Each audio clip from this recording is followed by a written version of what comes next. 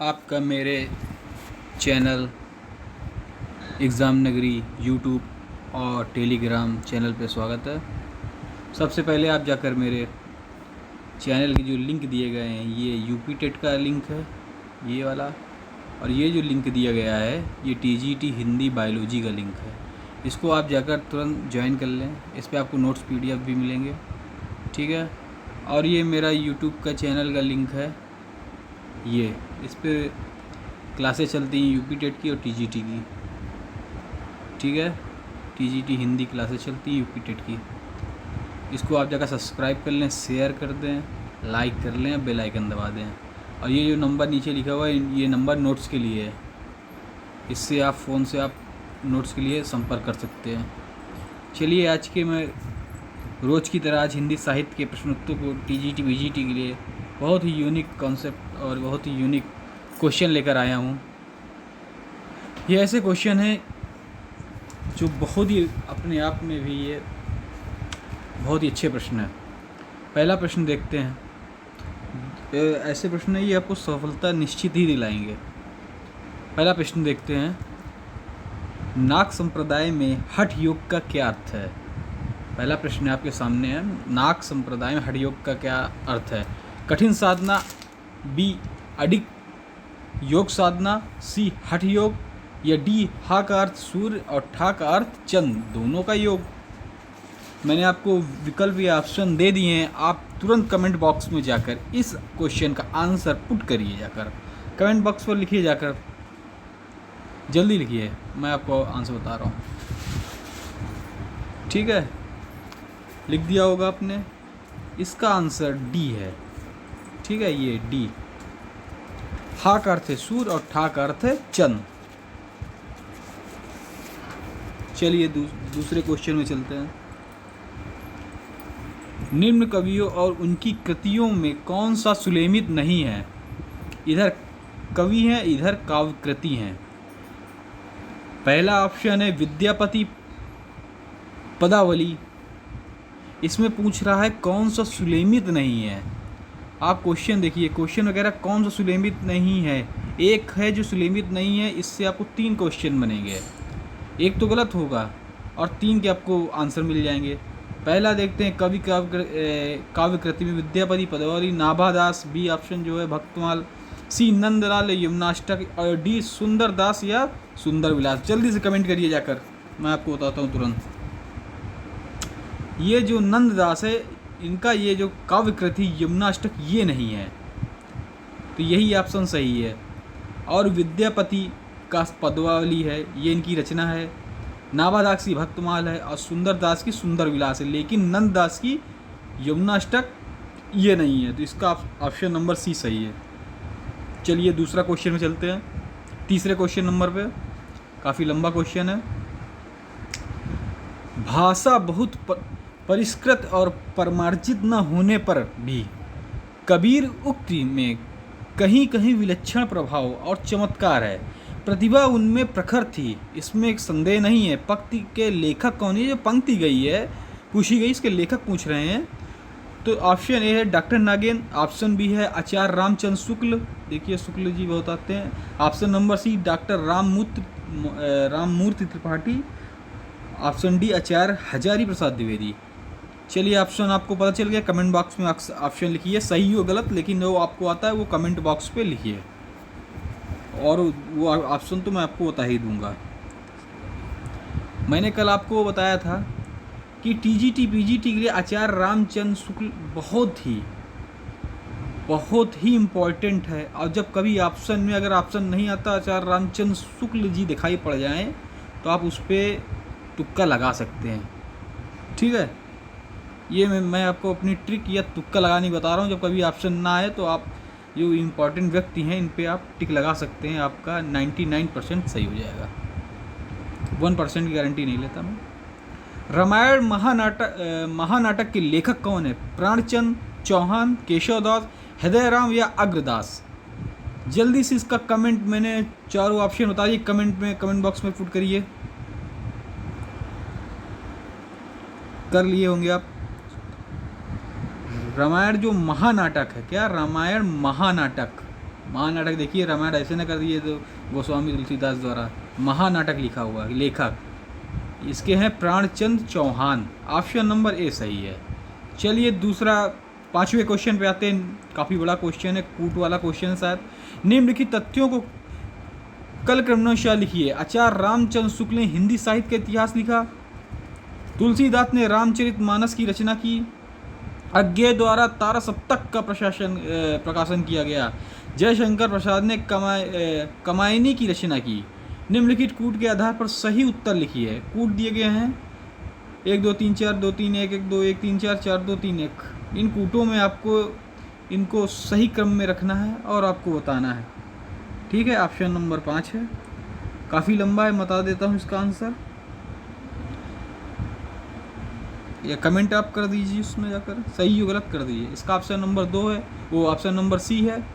सी आप देख लीजिए, पहला 2 होगा, फिर 1 होगा, फिर 4 होगा, 3 होगा, पहला 2 होगा। ठीक है, पहला 2 होगा, तुलसीदास ने रामचरित की रचना की। फिर 1 होगा, आचार्य रामचंद्र ने हिंदी साहित्य का इतिहास लिखा। फिर 4 होगा, जयशंकर प्रसाद ने कहानी की रचना की। फिर 3 होगा, आज्ञे द्वारा तारा सप्तक का प्रकाशन किया गया। ठीक है, अब देखते हैं 6वां क्वेश्चन। गिरा हो जाती है सन्मय नयन करते नीरव भाषण, जैसे विरोधाभासी चमत्कार का सौंदर्य किस कविता से प्राप्त होता है? कितना वेरी मोस्ट इम्पॉर्टेंट क्वेश्चन है साहित्य का। चलिए इसके ऑप्शन बता देता हूँ। निराला पंथ, इसके ऑप्शन बता देता हूँ। निराला पंथ, प्रसाद महादेवी वर्मा जी। ठीक है, ऑप्शन आप जल्दी से कमेंट बॉक्स पर करिए। इसका भी सबको आंसर आपको करने कमेंट बॉक्स पर। ठीक है, सुमित्रानंद पंत जी हैं इसके। चलिए अब आगे चलते हैं, 7वें नंबर पे बढ़ते हैं। निम्नलिखित में से कौन सी कहानी संग्रह नाशिरा शर्मा का है? जो कहानी संग्रह पूछ रहा है ये नाशिरा शर्मा का पूछ रहा है। कौन सा कहानी शर्मा इनका है? चल खुसरो अपने घर, स्विमिंग पूल, बोलने वाली औरत, पत्थर गली। ऑप्शन जल्दी से कमेंट बॉक्स में पुट करिए। लाइक करिए, जल्दी से लाइक कर दीजिए वीडियो को, शेयर कर दीजिए और सब्सक्राइब कर लीजिए, जल्दी जल्दी करिए। चलिए, तो ये नशीरा शर्मा का है ये ऑप्शन नंबर डी, पत्थर वाली गली। ठीक है, 8वां नंबर पे आते हैं। क्वेश्चन नंबर, निम्नलिखित में से किस ग्रंथ के लेखक रामविलास शर्मा नहीं है? मतलब 3 के लेखक ये हैं। आपको उसमें 3 क्वेश्चन, आपके 3 रचनाएं इनकी है वो आपको याद हो जाएंगी। 1 के लेखक नहीं पूछ रहा, तो इस क्वेश्चन से आपको 3 फायदे होंगे। ठीक है, कविता के नए प्रतिमान, भाषा समाज, नई कविता और अस्तित्ववाद, भारत में अंग्रेजी राज्य और मार्क्सवाद। ठीक है, आपका पढ़ा होगा तो आप जल्दी से कमेंट बॉक्स में कमेंट करिए, जाकर लाइक करिए, सब्सक्राइब करिए, जल्दी से करिए। इनकी जो कविता है नहीं है, ये कविता के नए प्रतिमान, ये कविता नहीं है। और भाषा समाज, अस्तित्ववाद, मार्क्सवाद, भारत में अंग्रेजी का मार्क्सवाद, ये इनकी 3 कविताएं हैं। ऑप्शन नंबर ए जो नहीं है इनकी कविता। ठीक है, 9वें क्वेश्चन में आते हैं। आत्मनिरीक्षण किसकी आत्मकथा है? वियोगहरी, आचार्य चतुर्सेन, सेठ गोविंद दास या वृंदावन लाल वर्मा? जल्दी से कमेंट आप सच और आप बता दिए, कमेंट पुट करिए जाकर जल्दी। चलिए, गलत हो सही, लेकिन आपको कमेंट जरूर करना है। चलिए मैं आप समय देता हूँ, करिए। सेठ गोविंद दास की आत्मकथा है। आत्मनिरीक्षण किसकी आत्मकथा है? सेठ गोविंद दास की।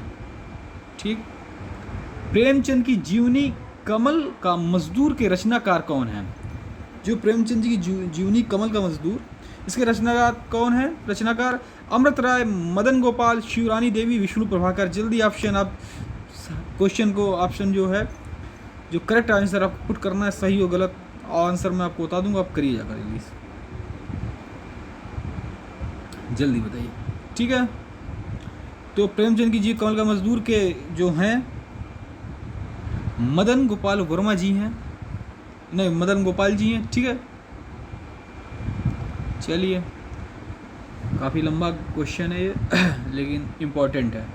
कबीर ने जिस प्रकार एक निराकार ईश्वर के लिए भारतीय वेदांत का पल्ला पकड़ा, उसी प्रकार उस निराकार ईश्वर की भक्त के लिए सूफियों का प्रेम तत्व लिया और अपना निर्गुण धूमधाम से निकाला। यह कथन किसका है? आचार्य हजारी प्रसाद द्विवेदी जी का, या नामवर सिंह का, या पुरुषोत्तम अग्रवाल का, या आचार्य रामचंद्र शुक्ल जी का?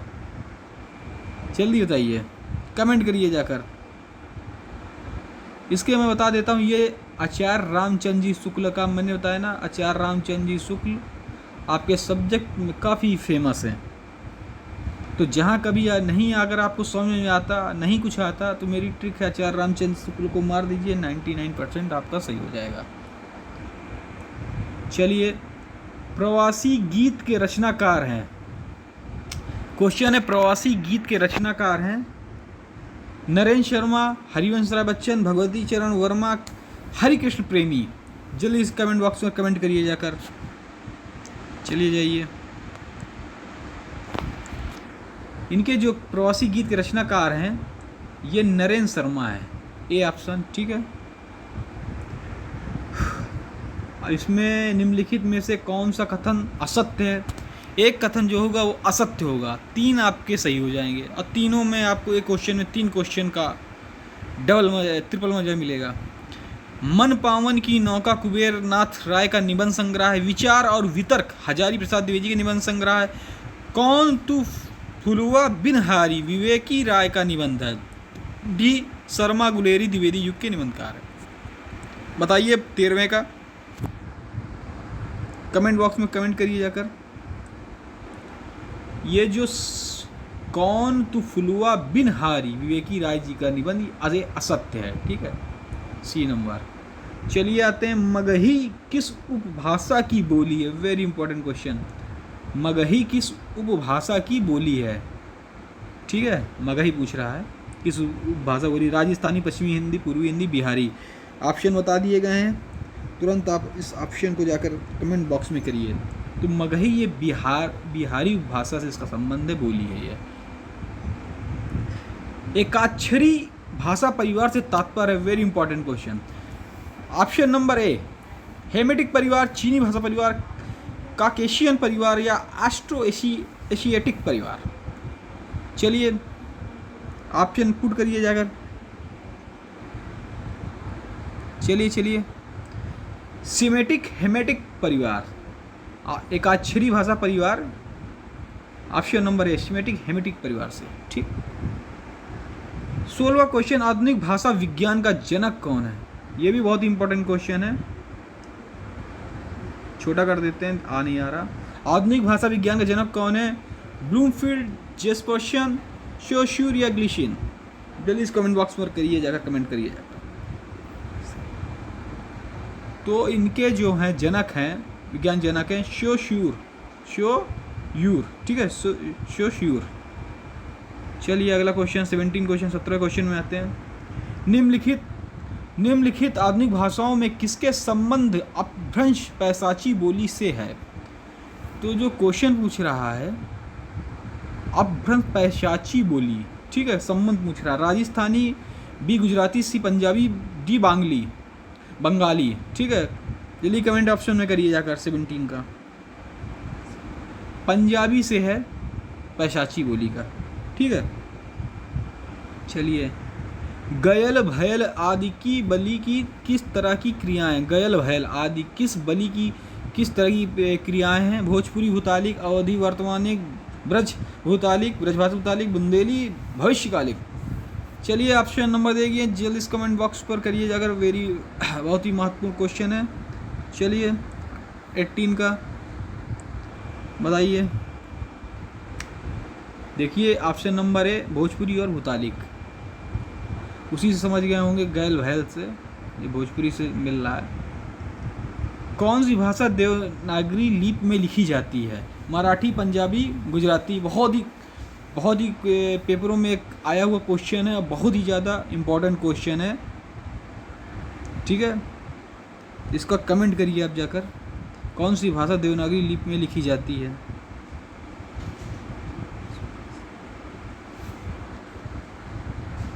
लिख दिया सी नंबर, ठीक है, मराठी। लास्ट क्वेश्चन आज की क्लास का, निम्नलिखित में से असत्य कथन चुनिए जो असत्य हो। 3 सत्य आपके लिए हो जाएंगे, इसमें ट्रिपल प्रॉफिट है आपका। रीवा, सतना, सहडोली बगली के क्षेत्र हैं। वर्धा की राष्ट्रभाषा सुधार समिति की ओर से देवनागरी में सुधार हुआ, छोटा कर लें जरा। वह स्वर खड़ी के नाम से जाना जाता है। खड़ी बोली का एक अन्य नाम कौरवी है। राजस्थानी भाषा का विकास पैशाची अपभ्रंश से हुआ है। ठीक है, एक असत्य बताइए, जल्दी कमेंट करिए जाकर। स्वर खड़ी के बारे में पूछ रहा है, जल्दी करिए जाकर कमेंट जाकर।